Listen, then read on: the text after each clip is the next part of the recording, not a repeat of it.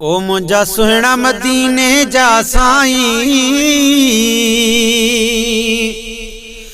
तुझे सदके ही जहान जुड़ियो। ही जमीन जुड़ी आसमान जुड़ियो, ही लोह कलम ला मकान जुड़ियो।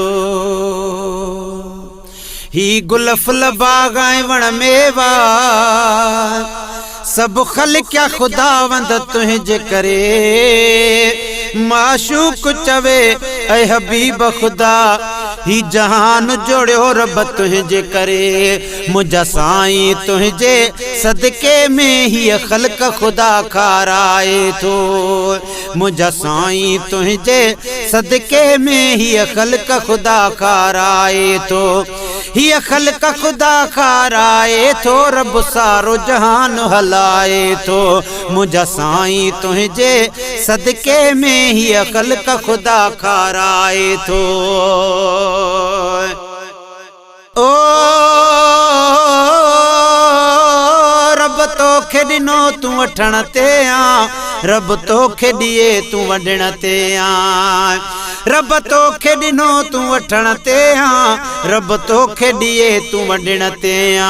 जीअं तुंहिंजी रज़ा तीअं चाहे थो, हीअ सारो जहान हलाए थो। जीअं तुंहिंजी रज़ा तीअं चाहे थो, रब सारो जहान हलाए थो। मुंहिंजा साईं तुंहिंजे सदके में हीअ खल्क खुदा खाराए थो। ओ रब तुझी सना पाण कई, कुरान में आवा खान कई। ओ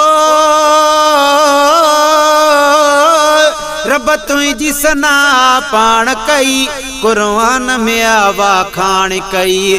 खुद पाण खुदा फरमाए तो, रब सारो जहान हलाए तो। मुझा साईं तुझे सदके में ही खल्क खुदा खाराए तो।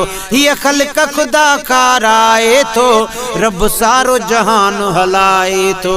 मुझा साईं तुझे सदके में ही खल्क खुदा खाराए तो। ओ खुद मलाइकन खे तो हुकुम करे, रब पाण तो सल्ले अला पढ़े।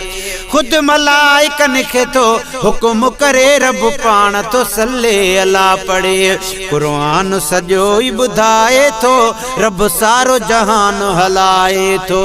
कुरान सॼो ई ॿुधाए थो, रब सारो जहान हलाए थो। मुंहिंजा साईं तुंहिंजे सदके में हीअ खल्क खुदा खाराए थो। ओ थी अली साईं जी नमाज कज़ा, उन में भी हुई का रब जी रज़ा।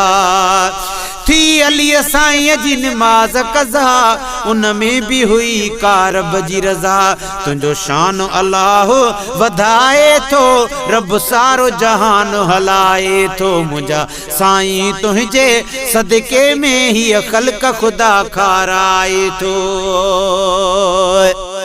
गुलशन शो अली सुना गमगीन आही, दिलगीर नथी है दर साईं। शो अली सुना गमगीन आही, दिलगीर नथी है दर साईं। वरी वापस से जके वराए थो, रब सारो जहान हलाए थो।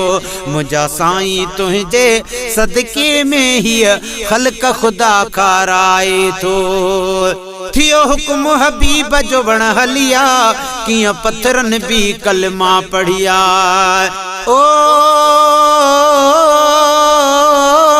थियो हुकुम हबीब जो वण भी हलिया, किया पत्थरन भी कलमा पढ़िया। महबूब हुकुम फरमाए तो, रब सारो जहान हलाए थो। मुझा साईं तुझे सदके में रब सारो जहान हलाए थो। ओ माशूक जे परवर खान पिन्या, माशूक के मौला गंज दिना। माशूक जे परवर खाण पिन्या माशूक खे मौला गंज ॾिना इरफान सदाम सदाकत सूदो शान अवां जो गाए थो इरफान सदाम सदाकत सूदो शान अवां जो गाए थो शान अवां जो गाए थो रब सारो जहान हलाए थो मुंहिंजा साईं तुंहिंजे सदके में हीअ ख़ल्क़ ख़ुदा खाराए थो।